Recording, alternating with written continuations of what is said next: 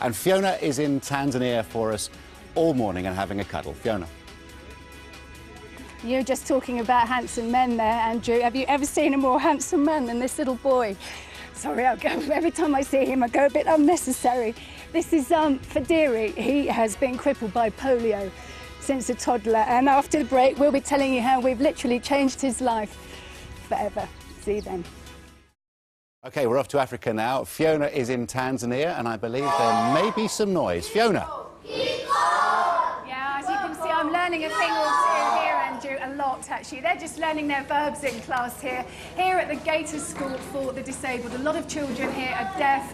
Some of them have cerebral palsy because of the primitive birthing methods here. Others have been affected by diseases that we wiped out ages ago, like polio.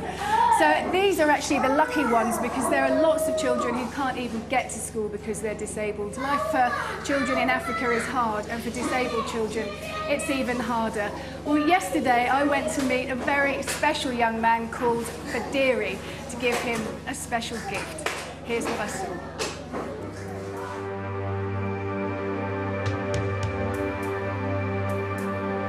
There's no school run for 11-year-old Fadiri. There's not much walking either. Fadiri doesn't go to school because he cannot get there. When he was just a toddler, he contracted polio, which left his legs crippled, and he cannot walk long distances. Instead, he spends his days with only his dad and his trusty stick for company. In Tanzania, thousands of children are crippled by childhood diseases that were wiped out in Britain long ago. Fadiri lives about 2 miles from his school, but yesterday I surprised him with a gift that will mean he can finally get there. He's not expecting this, but this is literally going to change Fadiri's life. Hey! You like it, huh? Thank you. Oh, it's a great, great pleasure. Yeah?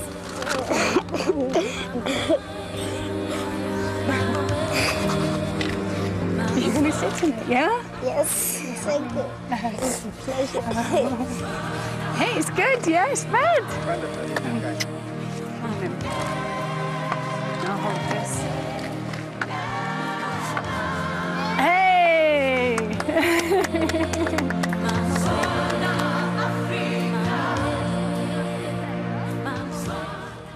You know what, before that he'd said to his dad, "Daddy, when am I ever going to get a wheelchair?" And it wasn't long after I gave that to him that he was whizzing around like Lewis Hamilton in it. He was so made up, and everyone in his community was made up for him.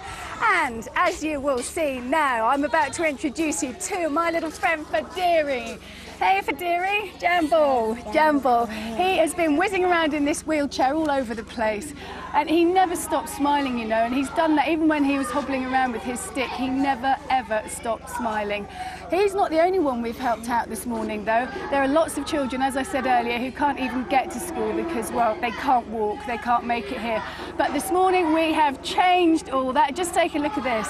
Children arriving for school for the very first time in their lives. Thanks to work done by the Wheelchair Foundation. They've been out and about yesterday while we were helping Fadiri out, distributing those wheelchairs to children who really, really need it. This is going to change their lives forever. It's a very moving day, as you can imagine here, and I'll be back with more later. See you then.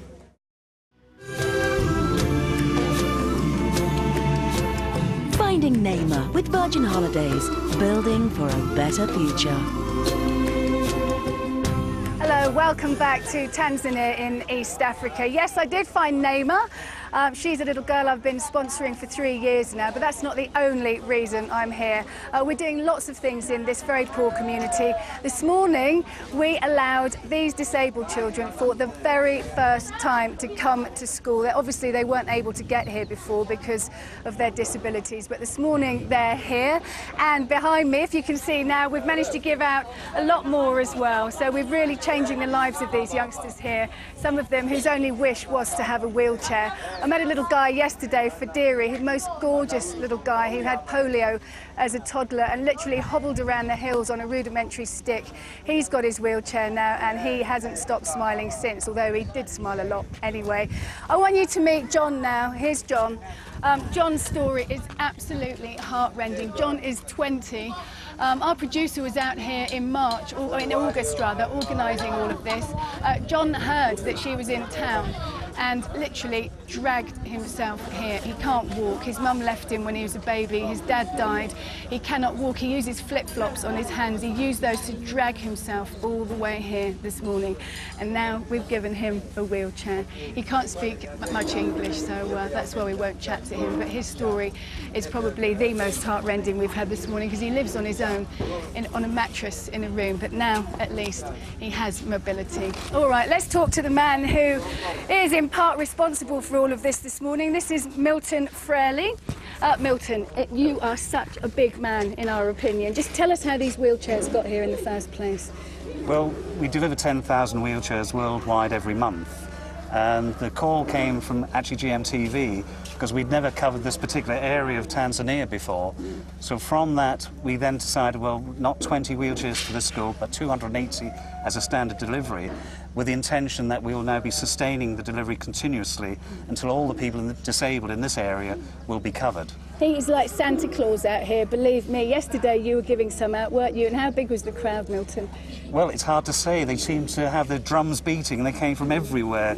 And today it'll be the same. Yeah, because of the conditions here and Exactly. the disease, there's a lot of disability, so you're helping out so many people. We are, and with the help of the Rotarians worldwide, but particularly in Great Britain and Ireland, this year we look to deliver 15,000, sponsored purely by people within the UK. Good on you. We need people like you around, Milton.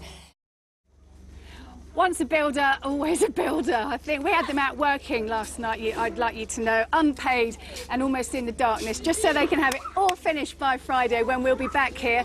Obviously, I'll be back tomorrow, live from Tanzania again, where we'll be going to a traditional school where the little girl I sponsor, Naima, walks about, 2.5 miles there, 2.5 miles back every day. I'll see you tomorrow.